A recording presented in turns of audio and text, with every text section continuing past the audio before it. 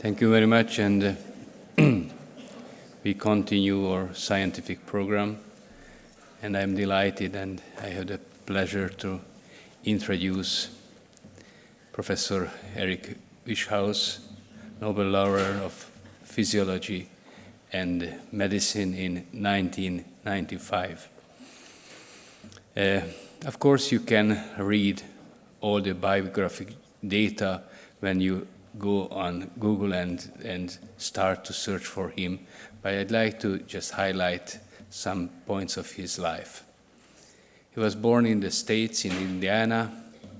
Family moved to Birmingham, Alabama, and he went to school in Alabama, and he told me when we were discussing on Wednesday evening that he was interested in reading and art. Actually, he played very well the piano and also did very nice drawings, and he thought that he was prone to be artist.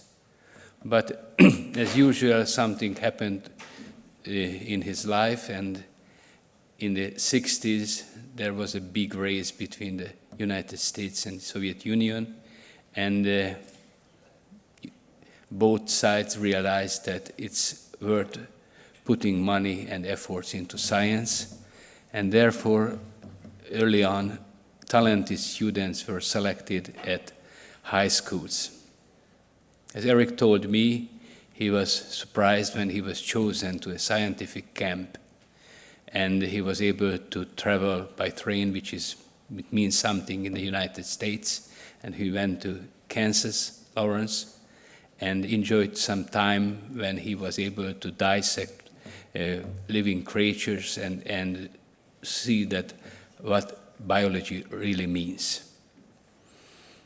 So this summer made him very, very unforgettable impressions, and the way was already decided. He would be biologist, scientist. Of course, being scientist in the States is also many steps effort. He went to a famous college, Notre Dame, which is at that time at least it was for boys, and it is still famous for the football team. And when you watch American football, you can realize that Notre Dame's team is still very, very good.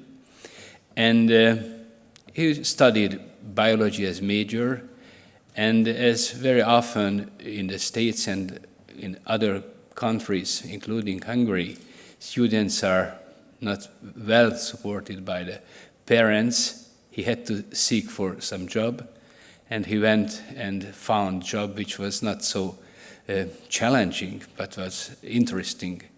He cleaned fly bottles and also fed fruit flies, and I guess it was also very important for him because he could observe how these small creatures behave and how nicely they can behave.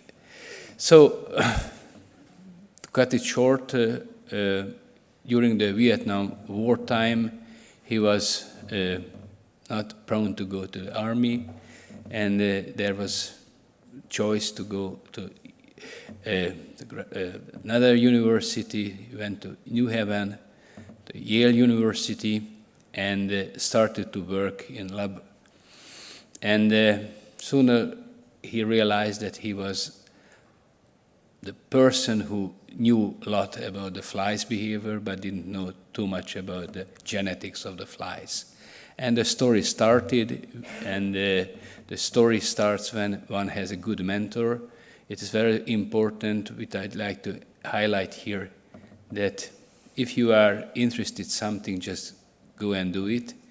And it's also very good to find some mentor, some teacher who is able to guide you. And under the guidance of his mentors, he was able to come to Europe, spent a beautiful time in Zurich, Switzerland, and also he was able to work in other famous university in Europe in Heidelberg University, and early on he made good friendship and and connection with the partners who helped them to discover a lot about the fly genetics. In 1981, he was able to settle a laboratory in Princeton. Princeton is in New Jersey. Some of you might be aware that it is famous not only about the University of Princeton, but about the history of Princeton during the Civil War, and also because it is famous for the institution for advanced studies, where, for example, Albert Einstein and also John von Neumann János worked. So I guess that although it was not strictly expected, but the papers they published and the work they done led them to Nobel Prize, which was a surprise for him and also a surprise for many, many people, because there are many scientists every year who are nominated for Nobel Prize. And as Eric told me, only his mother answered immediately, "I knew it because you worked a lot." So I guess it is also a very important message that only the good goalie has luck, so you have to work a lot, and I guess the reward is coming. I had the pleasure talking to them and realized that the people who enjoy life and being Nobel laureate for 20 years didn't stop them and him to be interested in science. I guess it is also his hobby. He does science. He leads a very advanced laboratory in Princeton. And also, as I realized, he is fond of teaching even undergraduate students, because this opportunity makes him a good time, because he can explain the broad knowledge he gained during the last decades. So it is my pleasure to call Professor Wieschaus and give his talk.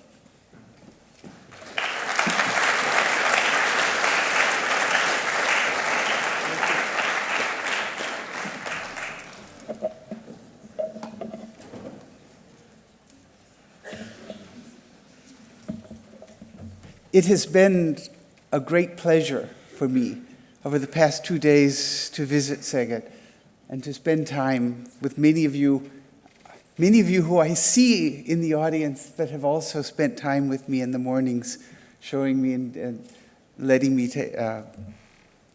examine and see many of your own demonstrations and your own science.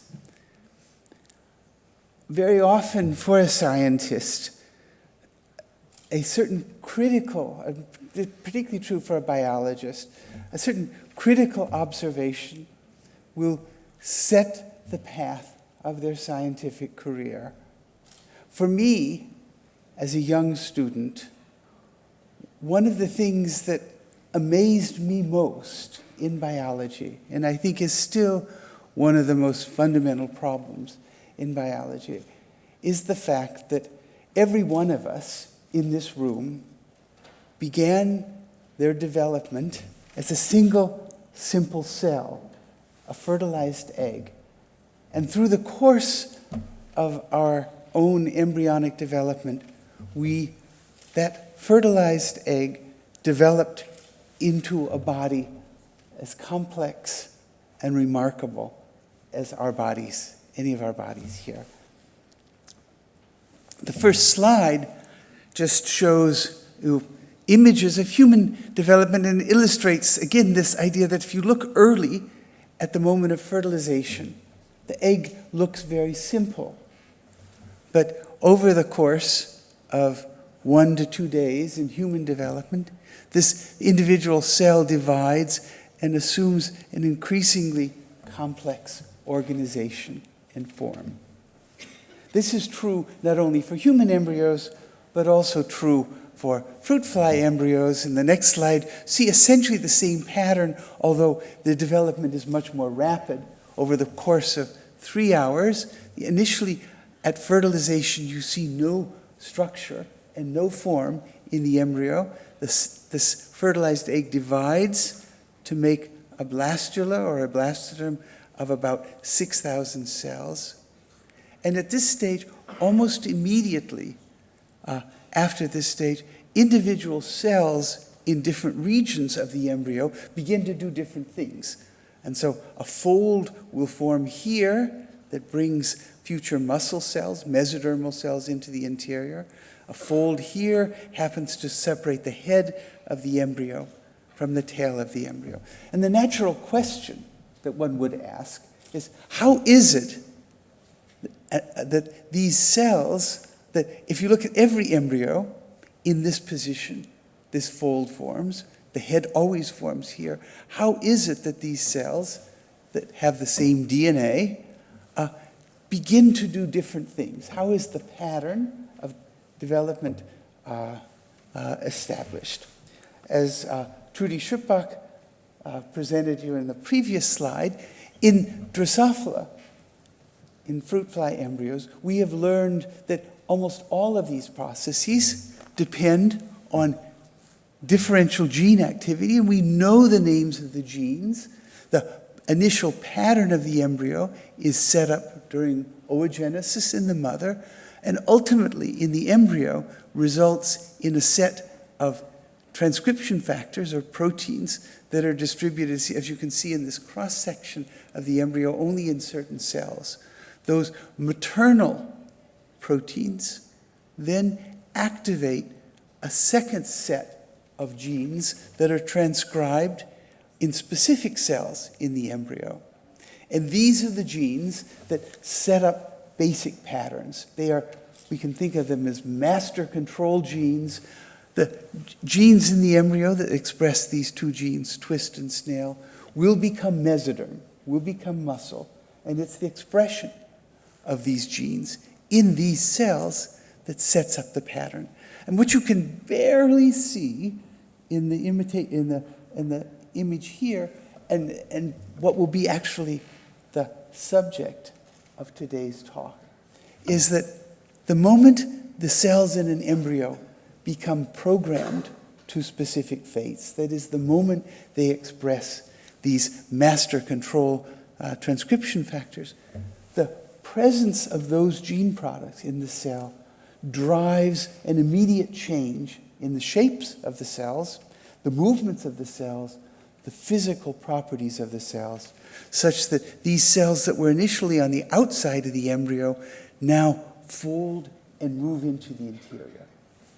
So what we want to know then is, how is it that a gene, or the expression of a gene, particularly the expression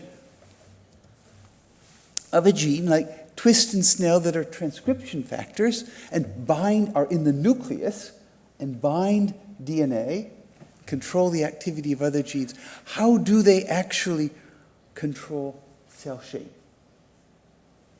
They're in the nucleus, they can't directly control cell shape.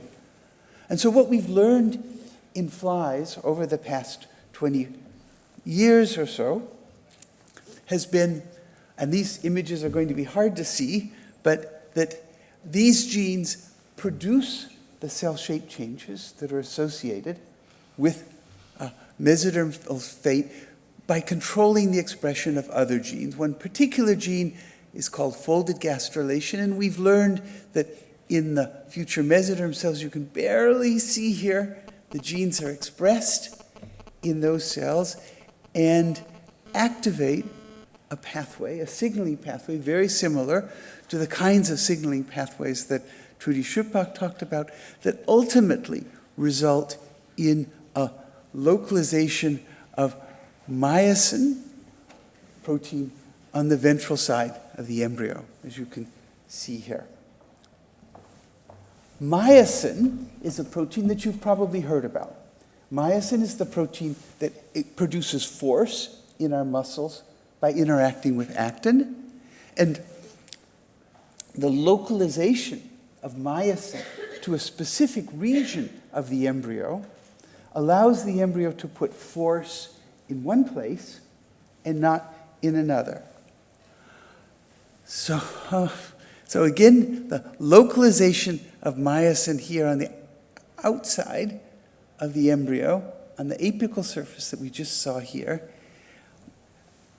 when one realizes that what a muscle does is contract, and by localizing a contractile protein on the surface of the embryo, you produce a contractile force that will, if we put the force here, you will squeeze the cells together, contract, and you can easily see how localizing myosin here might produce a contraction and drive a cell shape change. So localizing myosin here will change the shape of the cell. Imagine if a cell were a balloon filled with fluid water. If you squeeze the balloon here, the balloon would expand and stretch in length, or it could also change its shape. It could shorten and become triangular in shape. We can follow that process in individual cells. Here you can see myosin accumulating in cells, and here again you could see if you follow an individual cell, as myosin accumulates here, do you see the myosin? The green myosin accumulating in this cell, going away in pulses, and you can follow the cell here. You can see that this cell is becoming smaller and smaller. This then gives us, in a certain sense, an understanding of how morphological change occurs, how it's associated with gene activity.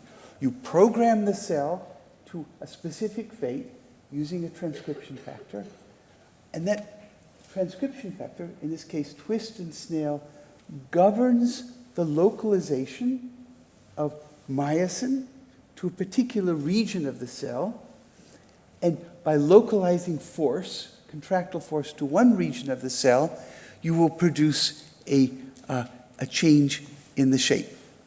You will produce a change in the shape of the cell. We know this pathway and have established this pathway in Drosophila embryos. We also know now that this pattern of this pathway is very similar to pathways that exist in human cells and, for example, drive the formation of stress fibers in mammalian cells.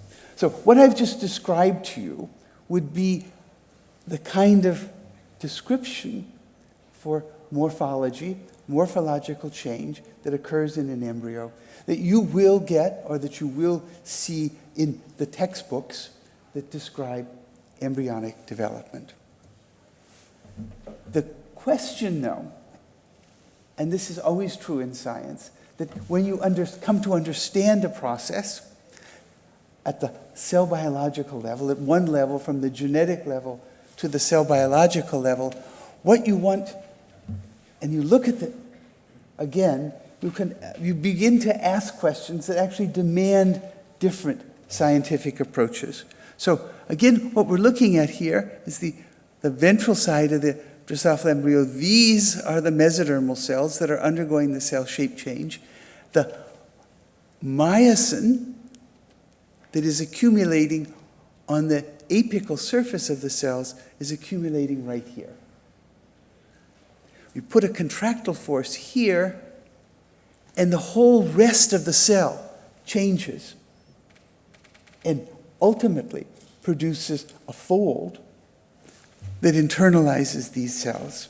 And so what you would like to ask, and this is almost more a question of engineering or biophysics, is if you localize a force here, how does that local force translate into a global change in the shape of the cells? To do that, you actually have to begin to think about the embryo and begin to study the embryo, not just from a biological standpoint, not just from the idea of looking at gene expressions and proteins. but you have to begin to actually try to describe the phenomena in terms of biophysics, in terms of mechanics, in terms of the broad range of scientific disciplines. And I think that's one of the exciting things about the future of modern molecular biology, is the demand that it puts on all of us to become increasingly quantitative and increasingly biophysical in our approaches. So to begin these studies, in my laboratory, what we've done is to develop advanced microscopic techniques using confocal laser microscopy, multiple photon laser microscopy, to section through embryos and collect data at every level in the embryo, and then also develop computer software programs that allow us to take this morphological data from embryos and convert it into images or analysis tools in the embryo, where we can identify individual cells, label those in the computer, label the cells, measure the cells, determine their volume, show that their volumes are constant, localize specific proteins into the areas of the embryos, and basically develop a complex description of the behaviors of individual cells that allow us to ask quantitative questions. Now, the second advance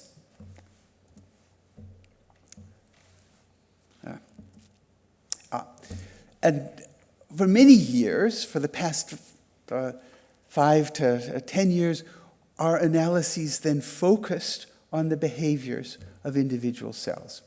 What I'd like to do today, though, is point out or describe to you some more recent experiments where we've come to realize that if we want to understand morphology, it's not enough to look at individual cells. Our initial plan was, and this is a natural way of thinking about the process, if we could understand and describe what each cell does very accurately, and if we could understand what goes on in that cell, and if we could construct the behaviors of every cell, and then if we could put them all together and understand how they were physically coupled to each other, we might be able to understand the mechanics of the process.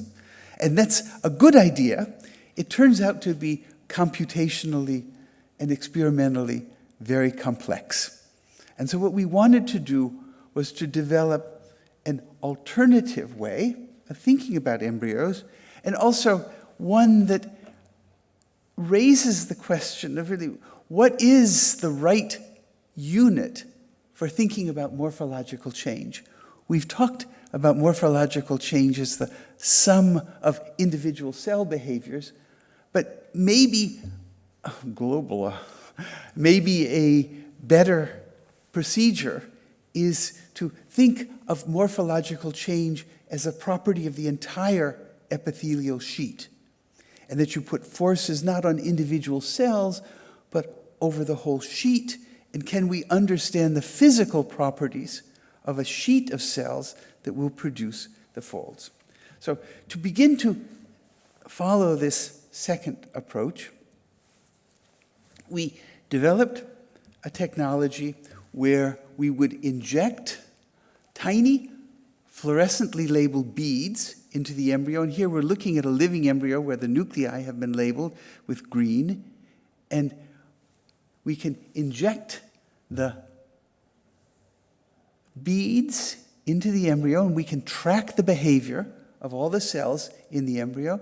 If you watch this movie, what you'll see is that you put the beads into the embryo, and the beads don't move very much until the furrow begins to form and you exert force on the beads. This means that the the cytoplasm of the embryo is very viscous, it's very thick, the beads stay where they are, but as the cytoplasm begins to flow during a cell shape change, the beads move, and we can now track the behaviors of individual beads, and we can therefore construct how the cytoplasm, the entire cytoplasm of the embryo flows during the course of gastrulation. So you can see here, this would be the flow patterns, this would be the furrow forming in. You can see that cells, but cytoplasm move up in this direction.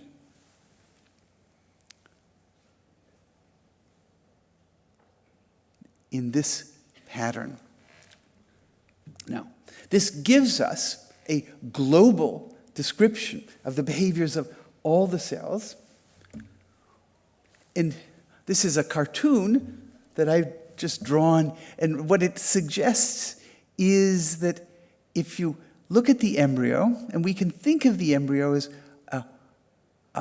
and this is in cross-section, if we localize a contractile force here, and we just have viscous cytoplasm, and if you contract here, you will produce the flow patterns and redistributions of the cytoplasm that you see in this cartoon. Now, this is a cartoon. We can put this cartoon on a more mathematical basis, but what becomes interesting is to ask, since we have data, we can ask, does this cartoon make sense? And at this point, I have to emphasize that the experiments were well beyond my own capacity as a mathematician or as a computer scientist, and I was very heavily dependent on graduate students and postdoctoral fellows, particularly Konstantin Dubrovinsky, Oleg Polyakov, to apply to these flow patterns the science of physics and the science of flow. So what one can do from such movies is construct a velocity vector for each bead at any given moment, and you can see that here. And you can take these, this is again in cross-section of an embryo. You can see the changes in the directions of the individual arrows.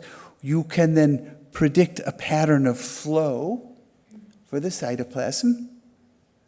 Now, if you look at this, if a physicist looks at this, they say, this is fluid flow, this is laminar flow,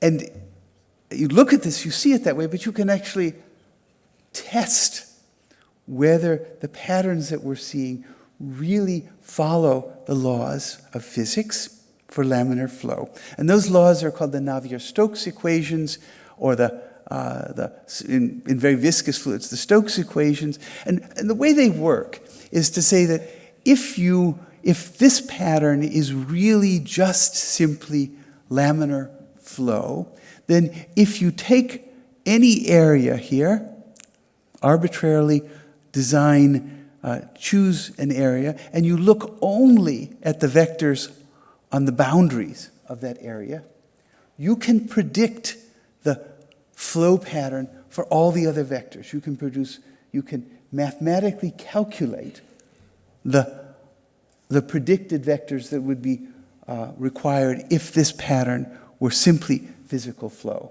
And so we've done that, and what you can see here, quite remarkably, is that the patterns of flow in the embryo are exactly those that you predict for physics. If you simply localize myosin on the top of the embryo, contract, and you drive a flow. Now, that's a happy, nice result. But it also is a result that doesn't make sense. And it doesn't make sense because if you talk to physicists and you talk to them about these equations, they will tell you that laminar flow or fluid equations are involve the assumption that the fluid is infinitely divisible into tiny molecules. It's just a fluid, it will flow. It's not subdivided into, it's not composed of particles, yet we are claiming to observe global flows in the embryo, and an embryo that is divided into cells and has cell membranes. And intuitively, we would think membranes must impede flow of cytoplasm. Or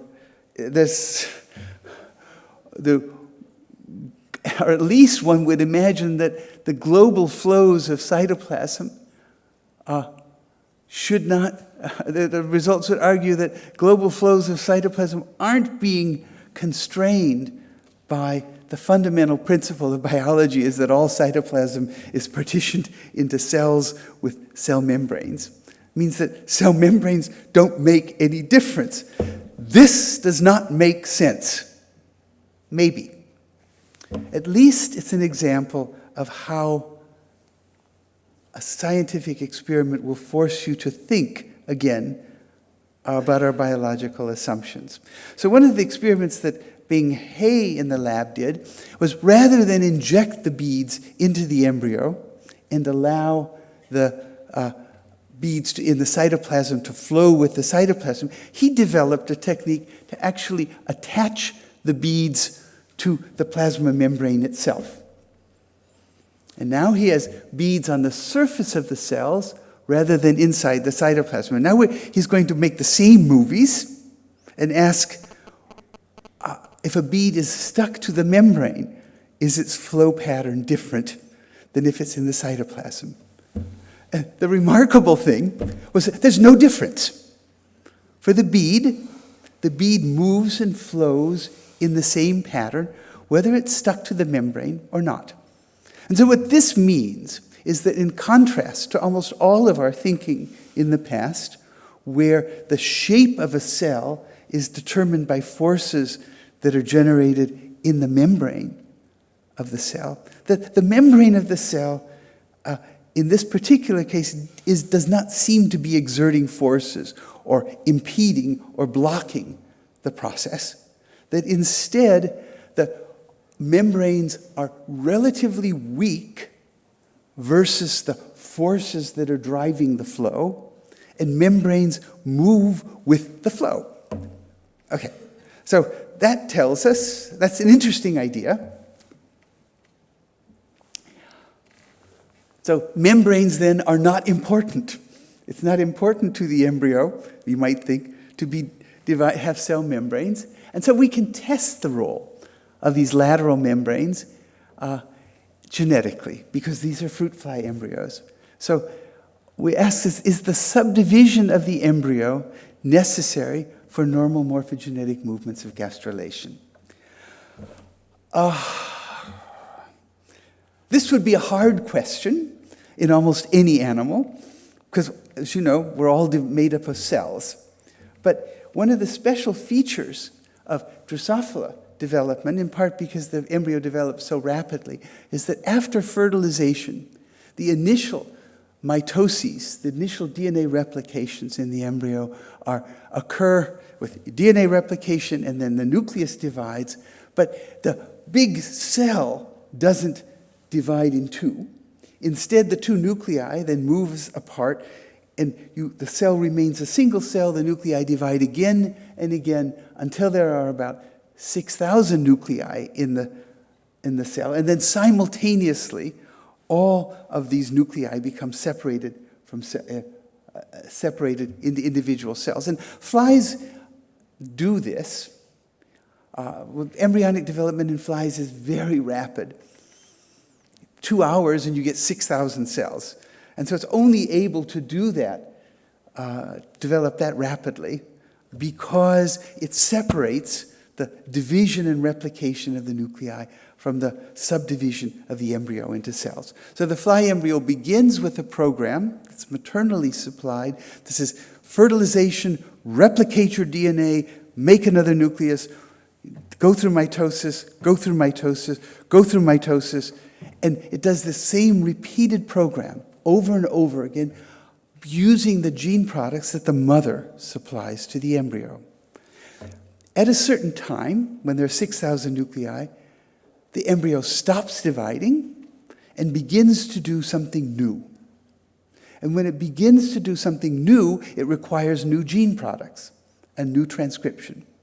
And in fact, in fly embryos, the first time that you need transcription and new gene expression in the embryo is exactly at the point where the embryo has to do something new. It has to make plasma membranes. There are genes, and there are therefore genes that must be new genes that must be expressed in the embryo that are required for this next step in development. We've identified those genes. It turns out there are only two, and we've identified both of them. And each of them has a complicated role that we won't talk about today, but they each interfere with this process of making cells in a different way. Neither totally knocks out cells, but the exciting, one of the genes is called SLAM, for slow as molasses actually, and the other gene is called DUNC for discontinuous nuclear cortex. The wonderful phenotype, however, and the interesting phenotype for us, as we would say in the United States, the slam dunk phenotype, is the double mutant. And when you simultaneously eliminate both of these genes, what happens rather than subdividing the embryo into cells, as you can see here, the embryo still makes plasma membrane, but it's not organized, it's in little droplets, and it's not organized in sheets. So the embryo remains one big cell, the egg cell, rather than now an embryo with 6,000 cells, each of which has its own nucleus. Here we have one cell, but we still have 6,000 nuclei here. We still have all of the signaling processes. We've only removed two genes, and so we still have twist expression, twist and snail in the nuclei in the ventral side of this single cell. And we can now ask, what will happen to this embryo when it tries to gastrulate? Is the presence of lateral membranes necessary for this cytoplasmic distribution?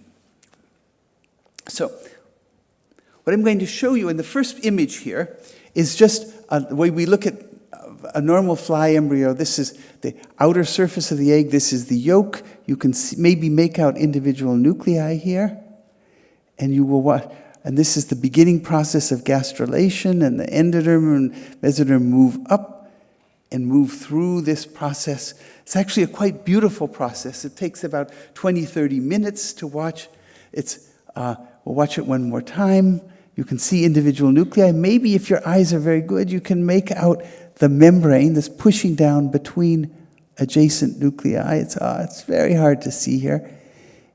And the reproducible process of gastrulation, cells move in, more complicated processes.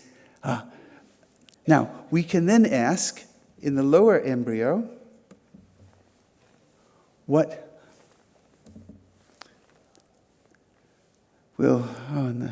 this is here.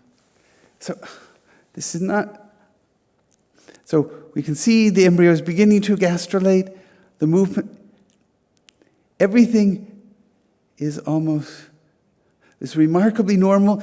It does wonderful things, even though it's one cell rather than 6,000, and then it died. So, what that tells you is that actually it's not a good thing for the embryo not to have membranes and not to be divided into cells. On the one hand, so that's true, that's still true, but what is true is that even without cell membranes, the cytoplasmic flows and the morphogenetic movements can still occur. So, and that then supports the idea. And you can inject beads into these embryos and look at the flow patterns, and they are identical to wild type, to normal embryos with cells. And so, what we will conclude is that during the initial phase of gastrulation, forces are generated by apical contractility on the surface of the cells right here, and those forces produce global flows in the cytoplasm that we could draw like this. And they occur independently of the cells that we see here. So we've concluded that at least in those early phases, you don't need membranes at all. So then we can ask, well, what do membranes contribute to the process?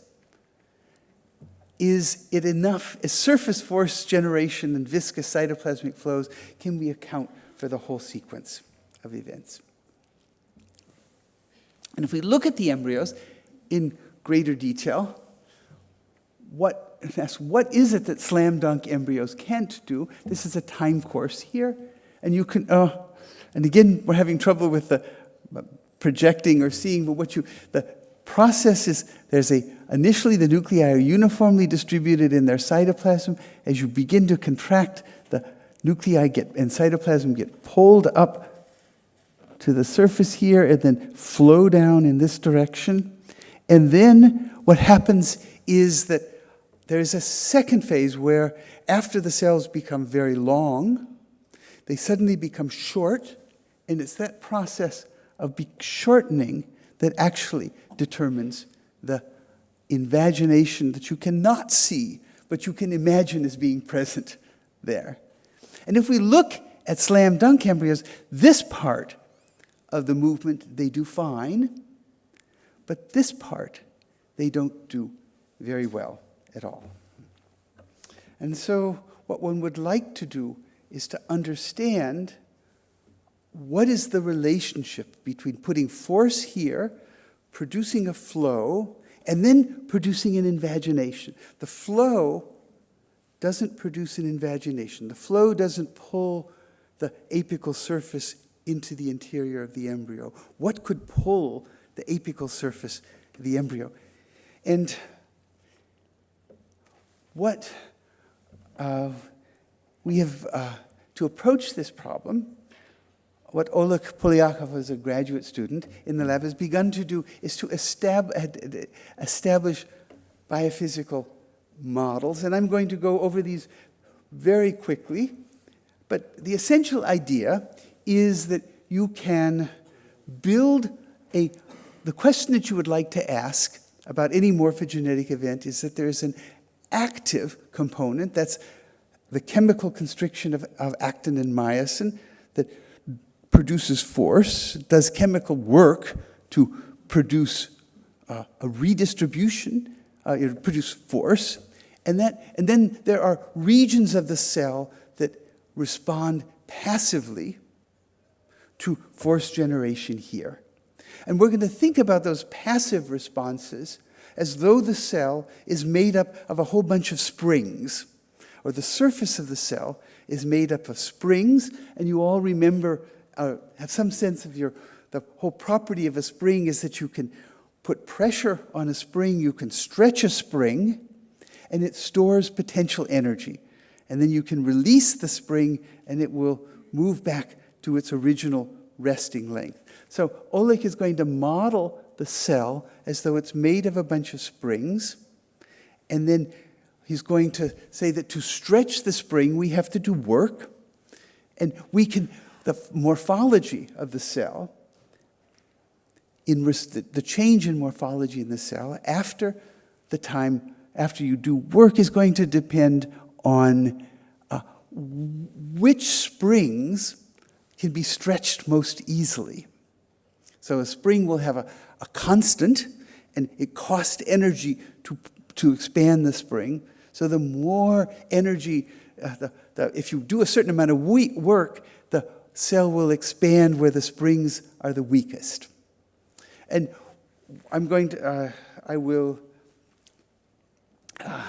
so if you look at the equation we have here, You can think of the springs on the apical surface or the lateral surface or the base of the cells. Each, when you stretch them or change the length, there's a cost, and the cost is really dependent on the characteristic of that spring. So that would be the K here. So you intuitively, and this is the simple idea, that if the springs on the lateral side of the embryo are very stretchy, and you do work here, what happens is that the cell gets to be very long, but there's no invagination. If the springs laterally are very tight or very stiff, and the springs on the basal side are very stretchy, then you can show mathematically that you will produce a buckle or a fold, because you're going to keep this length the same. You're going to decrease this length here. To maintain constant volume, you must expand the base. So the consequence of the apical constriction is going to depend on where the strings are stretchy, whether the strings are stretchier or weaker on the lateral sides or on the basal sides. Now, if you look at these two processes and you look at the actual process of gastrulation, what we realized was that neither model really explained the process, the visual process we saw, and that initially the apical constriction gave you this elongation of the cells. That's the flow pattern that we see. And then the invagination occurs only 10 minutes into the process when the cells become shorter again. And so what that suggested to us is that to truly understand the process of morphogenesis, what we would need to do, what the embryo needs to do, is to change the spring constants. You start out with weak springs here, or springs that are weaker laterally than basally, and then somehow during the process of gastrulation, you change the strength of the springs and you allow the transition to another morphology. And in fact, although you can't see it here, we were able to show that associated with that postulated change in springs laterally versus basally, we could see changes in the actin and myosin cytoskeleton that corresponded to that.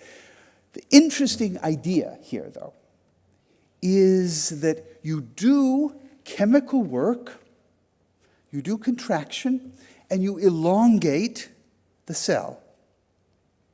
You elongate the cell in what is essentially a spring. So you store the chemical energy of actin-myosin contraction in an elongated spring. And then later, 10 minutes later, when the basal side of the cell becomes very weak, you take that stored energy of the spring and transfer that potential energy to an expansion of the base and a contraction of the lateral surface. And what that does is brings, if you plot out the length of the cell gets longer, and then the cell gets shorter. It's during this period that the bases of the cells are expanding. So some of us in the lab love this model. We're very excited about it. It suggests that you can explain the sequence of morphological events in a biophysical through biophysical principles where you do work and then you store the energy as potential energy in these biological springs and use it at a later point to accomplish the final morphology. So we like this model. I like this model. Many of my friends who are cell biologists or who work on the actin cytoskeleton have told me that this is the most ridiculous model they have ever heard. And they've told me this because anyone who studies the actin cytoskeleton or the components of the cell, knows that the cytoskeleton is an extremely mobile, is a structure which is constantly restructuring on the second basis. So you make, the cytoskeleton can rechange its shape, come apart into units or restructure on the second basis. And we are and this is and we're asking the cytoskeleton to store energy for 5 to 10 minutes. And if any of you have ever had a childhood toy that had a spring involved in it, and you play with the spring for a while, and then what happens is that the spring doesn't work anymore, it doesn't spring back. What's happening there is that the molecules in the spring are being restructured such that the spring now has a different resting length. So you pull out, and then you release, and it stays in the same shape because the energy, the potential energy that you put into the spring has been used up in terms of restructuring of the spring, or in terms of frictional energy as the spring comes apart. And so everybody thinks this is how the actin cytoskeleton will work. There's no way that we can invoke the actin cytoskeleton to do this for us. So so when confronted with criticisms, what you often try to do is to invent or decide, well, what do we know about springs? We don't know anything about springs in biology, or the biological localization of springs. And what is called a property is called elasticity. So what we've begun in the lab now is to develop technologies to measure elasticity. These again involve injecting beads into embryos, but these are magnetic beads. And we've built a little magnet that we can move into under the microscope and put forces on the embryo. And then the idea is to put a bead, and this is not going to, let's see, we'll see what happens. We can take and we can move the magnet here, and then we can release. And what you can see, maybe this will play again. Maybe not. We're going to, here's the magnet is coming, and we're pulling the bead down. And what you can see in these experiments is that you move the bead, and over a period of 2 to 3 minutes, the bead moves, you release the magnet, and it springs back. And so what this is telling us is that, contrary to the simple cell biological expectation, there are springs in cells.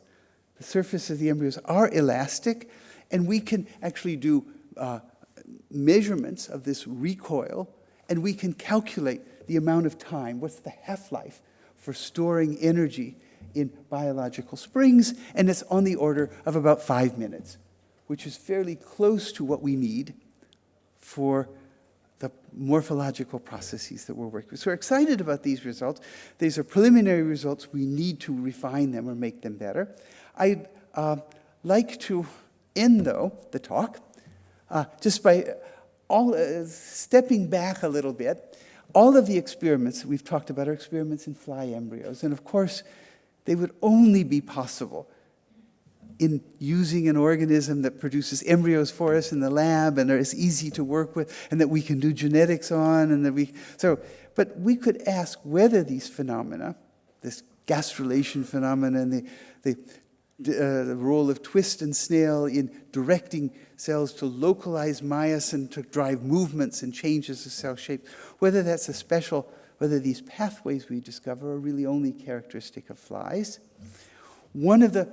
Although we discovered these genes in fly embryos, one of the very satisfying and amazing things, actually, following the initial discovery, was that these genes don't only exist in fly embryos, that the same genes can be found in human embryos, and we also know in vertebrate embryos that these genes are expressed in vertebrate embryos, and they're expressed in regions of vertebrate embryos where cells are undergoing cell shape changes or are moving.